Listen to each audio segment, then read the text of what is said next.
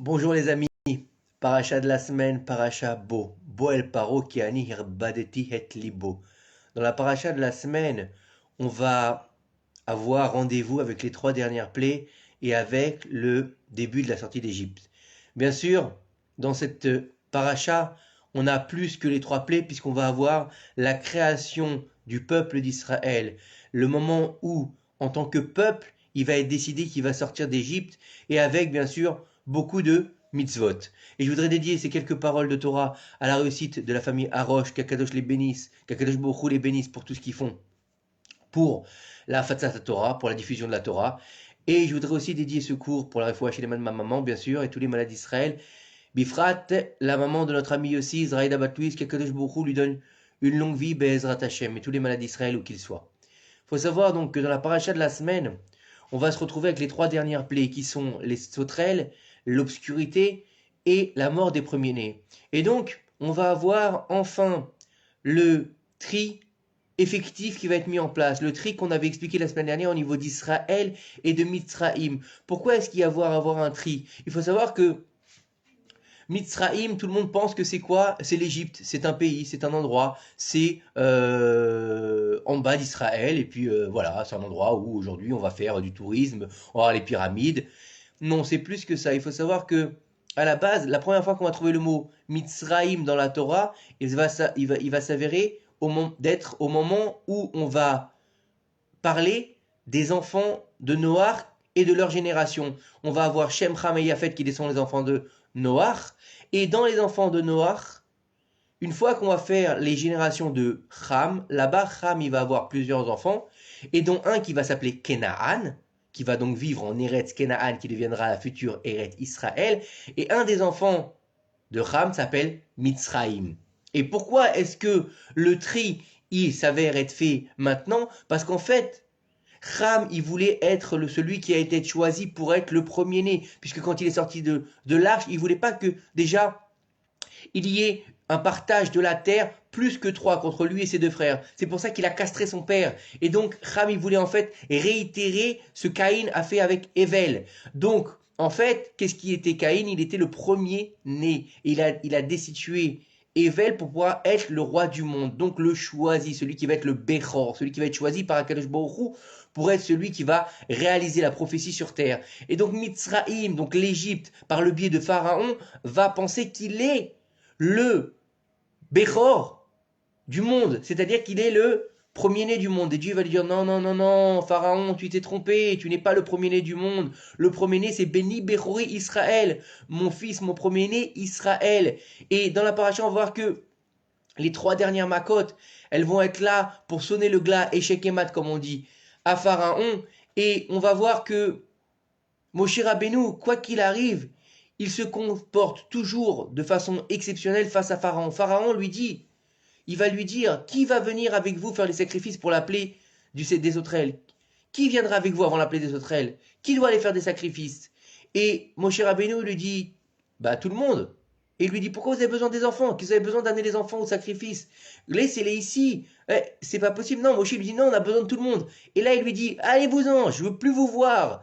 Il va dénigrer Moshe Rabbeinu. Et Moshe Rabbeinu, il va toujours parler à Pharaon avec classe, avec élégance, sans jamais avoir un mot de travers. Pourquoi? Parce que de Moshe Rabbeinu, on doit apprendre que il faut toujours avoir du derech, nous dit le Rach Makadosh. Il faut savoir se comporter, même en face de tes ennemis, même en face de celui qui représente la pire espèce, comme Pharaon, la péra, la mauvaise bouche, ne fais pas le jeu des saves. Betsaïd Bepiv, ne fais pas celui qui met de la Toum'a dans sa bouche, ne va pas faire le jeu des Rechaïm. Garde ta bouche propre, dis toujours des paroles saintes, dis toujours des paroles de Torah, dis toujours des paroles conciliantes, même en face de tes ennemis. Pourquoi? Parce que comme ça, tu ne ressembles pas à ton ennemi. C'est pour ça que Moshe Rabbeinu, bien que Pharaon le rabaisse à chaque fois, le rejette, le repousse, lui dit non, est agressif envers lui, Moshe Rabbeinu ne bouge pas d'un iota au niveau de sa façon de parler. Et donc ça, il faut l'apprendre de Moshe Rabbeinu. Maintenant, dans la paracha de la semaine, on va voir que Dieu, il demande dans la Makat Bechorot, la dernière des plaies, qui a été une plaie extrêmement violente, puisque il n'y a pas eu simplement des morts pendant la plaie, il y a eu des morts aussi avant, aussi pendant. Les Égyptiens premiers-nés, quand ils ont entendu cette Maca, qu'est-ce qu'ils ont fait? Ils ont décidé de se rebeller contre Pharaon. Pharaon, qu'est-ce qu'il a fait? Il a décidé, pour les punir de cette rébellion contre la couronne, de leur couper les pieds, nous disent le Midrash. Et les premiers-nés sont rentrés chez eux, ils ont commencé à se battre avec leur père, et il y a eu une guerre, en fait, fratricide, en plein Égypte, entre les enfants, donc les premiers-nés et leurs pères et leurs oncles, etc., pour ne pas mourir dans la plaie parce qu'ils voulaient que Pharaon libère le peuple d'Israël. Et après la plaie, pendant la plaie même, je veux dire, pendant la plaie, qu'est-ce qui s'est passé? Étant donné que les Égyptiennes avaient l'habitude d'aller avec plusieurs hommes, donc si par exemple elle avait cinq enfants, eh ben il s'avérait qu'au moment de la plaie des premiers-nés, les 5 enfants mouraient. Et là, son mari se rendait compte qu'en fait, ces 5 enfants n'étaient pas de lui, un seul était de lui, et peut-être, et que les autres n'étaient pas de lui, puisque c'était tous des premiers-nés de leur père. Et donc, ils mouraient tous au moment, et à ce moment-là, de rage, il tuait sa femme, nous dit le Midrash. Donc, ça a été une vraie catastrophe. Mais du côté des Juifs, Akadosh Baruch Hu, il va dire au Bnei Israël, et vous allez tremper le sang dans Dam Mila, Vedam Korban Pessah, et là, vous allez mettre sur le linteau, pour que je puisse passer au-dessus de vos maisons. Alors nous, on pense que Dieu, il a besoin d'un signe pour éviter de rentrer dans les maisons des Bnei Israël. Pourquoi Dieu, il est bête? Dieu, il sait pas où est-ce qu'il se trouvent les Juifs, où est-ce qu'ils se trouvent les Égyptiens pour pas leur faire du mal. Il a dit Lo allez des malach, lo allez des chaliar. C'est-à-dire que c'est moi qui va descendre sur l'Égypte pour punir les premiers-nés, du premier-né de la servante jusqu'au premier-né de Pharaon, en passant par les premiers-nés qui sont morts. Les statues des premiers-nés vont se disloquer. Les photos qui ont été faites, pas les photos, les gravures plutôt de l'époque, elles vont brûler.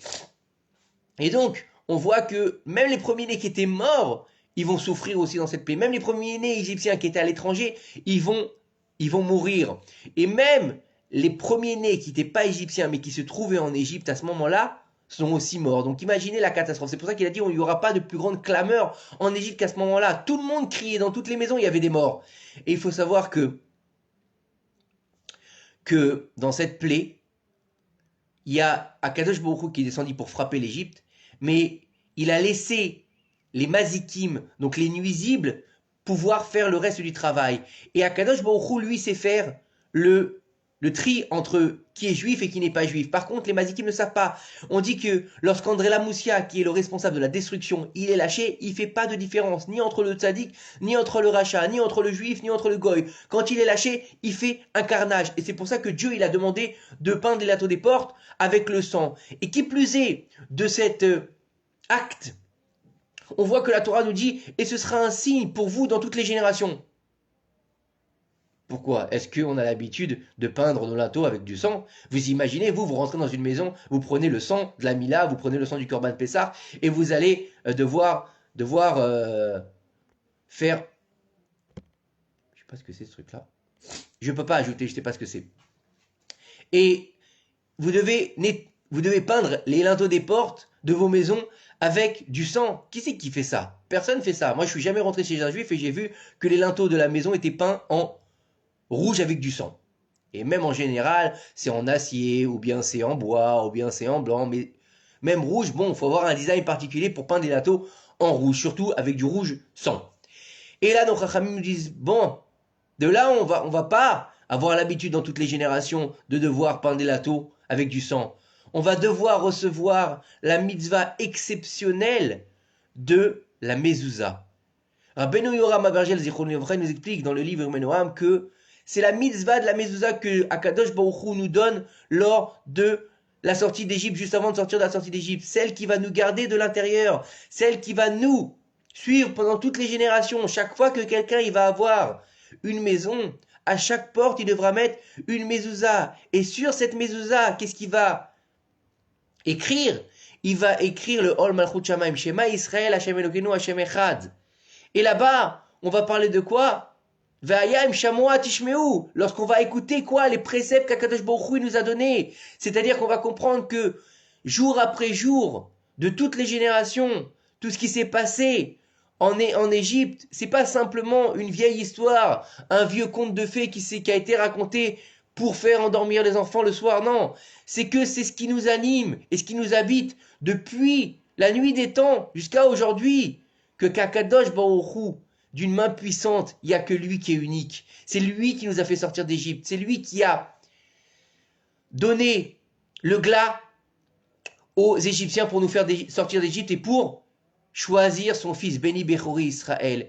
Et la mezouza, qu'est-ce qu'elle fait, Shomer de la Tot Israël? On marque le nom Shin Dalet Yud derrière la mezouza pour nous dire que c'est celui qui garde les portes d'Israël. Et il faut savoir que lors de la sortie d'Égypte, les portes de l'Égypte étaient gardées. Et on nous dit là-bas que le soir de la sortie d'Égypte, lorsque le Malach Hamavet il a été laissé libre cours, d'accord, pour tuer lors de la Makat Bechorot, les chiens n'ont pas aboyé. Quel rapport avec les chiens maintenant? Et on nous dit que, en fait, les chiens, à l'époque de l'Égypte, ils étaient spécialistes en magie noire. Ils étaient spécialistes dans la Touma. Tout ce qui était dans l'utilisation des forces occultes, ils savaient le faire là-bas, c'était les champions du monde. Et qu'est-ce qu'ils ont fait là-bas? Dans toutes les portes de l'Égypte, il y avait des statues qui ressemblaient à des chiens. Le dieu de la mort en Égypte s'appelle Anubis. Et Anubis, comment il est représenté? Un corps d'homme avec une tête de chien noir, comme une tête de chacal. Et là, nos sages nous disent que ces chiens-là, c'est quoi? C'était des démons. Mais qui plus est, les chiens, les vrais chiens se sont tus. Pourquoi? Parce que le chien, normalement, quand il voit le Malach Hamavet, il ne peut pas s'empêcher d'aboyer. Parce qu'il a peur du Malach Hamavet. Donc il aboie quand il voit le Malach Hamavet. Et cette nuit-là, le Malach Hamavet, il était dans toute l'Égypte, puisqu'il y a eu une mort incroyable dans toute l'Égypte. Mais lors, Achaïm Akadosh, il nous dit que Dieu, il a tué personne. Il y a marqué Vayamod Mitzraïm, et ils sont morts les Égyptiens. Il n'y a pas marqué Vayareg, il n'y a pas marqué il a tué les Égyptiens. Il y a marqué qu'ils sont morts. Il y a marqué que les Égyptiens sont morts. Ils sont morts comment? Ils sont morts par leur faute. Qu'est-ce que ça veut dire? Ça veut dire que lorsque Dieu il est passé en Égypte, et comme Dieu il est la sainteté infini. Il est passé près des Égyptiens. Étant donné qu'ils étaient remplis de Toum'a et remplis de fautes, ils n'ont pas pu supporter d'être à côté de la présence divine et par là, leur corps n'a pas supporté, ils sont morts. C'est ça qu'il faut comprendre. C'est pas Dieu, il n'a pas tué, il n'a pas une épée, il n'est pas venu avec sa fourche, avec son épée. Dieu, c'est pas un soldat. Il faut comprendre que Dieu, il est venu en Égypte et rien que sa présence a fait mourir les Égyptiens qui étaient remplis de fautes. Et par là, il faut comprendre que les chiens, ils vont avoir un grand mérite. Les chiens, ils vont avoir un grand mérite. Nos sages nous disent que parce qu'ils n'ont pas aboyé le soir de la sortie d'Égypte, ils vont recevoir de la nourriture toute leur vie. Et on nous dit que toute bête qui est née là est tréfa. Toute bête que, par exemple, on va faire la shrita et on va se rendre compte qu'elle n'est pas cachère, ou bien qu'elle a été une charogne à base et on ne peut pas donc la manger, on la donnera à qui? On la donnera aux chiens. Par quoi? Parce qu'ils se sont tus, parce qu'ils ont fermé leur bouche lors de la sortie d'Égypte. Et en fait, qu'est-ce qui a été détruit à ce moment-là? Toutes les portes d'Égypte, elles se sont ouvertes pour pouvoir libérer les enfants d'Israël. Il faut comprendre par là que Shomer de la Tot Israël, il nous garde de l'intérieur à Kadosh Baruch Hu. Il garde nos maisons de l'extérieur, des mazikim, des chiens qui sont à l'extérieur. C'est quoi les chiens? Nos sages nous disent que le chien représente les démons. Ça veut dire quoi? Ça veut dire que des forces occultes sont partout dans le monde. Et elles sont à l'extérieur de chez nous. Et des fois même elles sont dans les maisons. Mais la mezouza nous protège. Et quand on a une mezouza gdosha, quand on a une mezouza qui a été écrite avec sainteté, par un bon sophère, avec des bonnes intentions, en respectant les halachot, en faisant ça sur un clave, sur un parchemin, avec de l'encre noire, d'accord, comme il faut, et ben on est protégé des forces de l'extérieur. Bien sûr qu'il faut se protéger de l'intérieur en mettant de la gloucha, en mettant de la tahara dans sa maison. C'est pas tu mets une mezouza et tu regardes des films dégueulasses chez toi, tu tapes ta femme, tu cries sur tes enfants, tu manges comme un cochon. Non, là tu gardes rien. La seule chose que tu gardes c'est ta bêtise. Mais lorsque tu vas respecter la tahara, la gloucha dans ta maison, et pour pas que les forces extérieurs nuisibles viennent te poser problème, tu mets une mezouza, mais au deret qui va garder les portes de ta maison. Et par le fait de garder les portes de ta maison, tu vas garder la sainteté de ta maison. Et tu vas être capable de transcender ta maison comme les Bnei Israël qui sont sortis de l'Égypte, de la Toum'a, pour arriver dans la Gdusha, après 40 jours recevoir le don de la Torah, et de créer quoi? Le Mishkan. Et le Mishkan, c'est quoi? C'est la maison d'Akadosh Baruch Hu. Il faut que ta maison, elle ressemble à la maison d'Akadosh Baruch Hu. Lui, ça fait plus de 2000 ans qu'il est en exil et qu'il n'a pas de maison d'Akadosh Baruch Hu. Nous, il est de notre devoir de faire reposer la Shekhinah dans notre maison. Comment faire reposer la Shekhinah dans notre maison? En ayant la Shmira de la Mezouza. Et en ayant quoi? En ayant la capacité de faire de notre maison un petit Bet Amikdash, un petit Mishkan, en mettant de la Gdusha, de la Tahara, des livres de Torah. Au lieu de penser à quelle dimension elle va faire notre télé, mettre une belle étagère avec des livres de Torah. Au lieu de dire qu'est-ce qu'on va bouffer ce soir, commande au McDo, on s'en fout, c'est pas grave, c'est que du fish avec du fromage, d'accord? Fais un truc cachère. Que ta cuisine elle a un évier lait, un évier viande, que ta table ce soit un misbéar, que ta chambre à coucher ce soit Kodesh Kodashim, et de réaliser en fait ce pourquoi nous sommes sortis d'Égypte aussi, sortir de ses limites, sortir de ses Metzarim, sortir d'Égypte, on sort d'Égypte dans cette paracha. Et on va devoir faire le premier seder, le premier nuit qui met du seder. C'est quoi le seder? C'est de l'ordre. Remets de l'ordre dans ta vie. Remets de l'ordre dans ta vie. C'est quoi de remettre de l'ordre dans ta vie? Arrête de penser que tu es un Égyptien.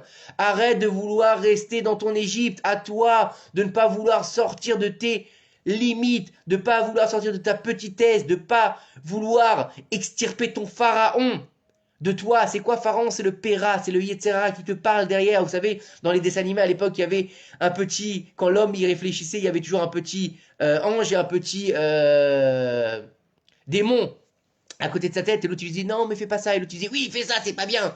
C'est exactement la même chose. Ta Péra, le Paro, il est en toi, il est dans ton cœur. Fais sortir Pharaon, fais sortir l'Égypte de ton cœur pour pouvoir réaliser que celui qui garde tes portes, celui qui garde ta vie, celui qui va t'aider à te réaliser en tant que juif, c'est Akadosh Baruch Hu, Shomer de la Tot Israël, celui qui garde les portes d'Israël. C'est quoi les portes? Garde les portes de ta sainteté, garde les portes de ta propre personne. C'est quoi les portes de l'homme? Nos sages, ils nous disent, ce sont les sens. C'est quoi les sens? C'est les yeux, c'est les oreilles, c'est le nez, la bouche et les mains. Comment tu gardes tes sens? Bah, tu fais attention à ne pas regarder des choses interdites. Tu ne vas pas sentir le parfum d'une femme qui n'est pas la tienne. Tu ne vas pas dire du lachonara. Tu ne vas pas faire entrer des aliments impurs. Tu ne vas pas écouter du lachonara. Et bien sûr, tu ne vas pas toucher des choses que tu n'as pas le droit de toucher. Donc, c'est comme ça que tu gardes tes portes. Et lorsque tu gardes tes propres portes, Akadosh Baruch Hu, il garde tes portes. Que ces quelques paroles de Torah, elles nous aident à faire venir le Mashiach Bimera Be'aminu Amen. Shabbat, Shalom, Omevorach. N'hésitez pas à partager, diffuser et à me faire des commentaires si vous voulez. À très bientôt. Shabbat Shalom.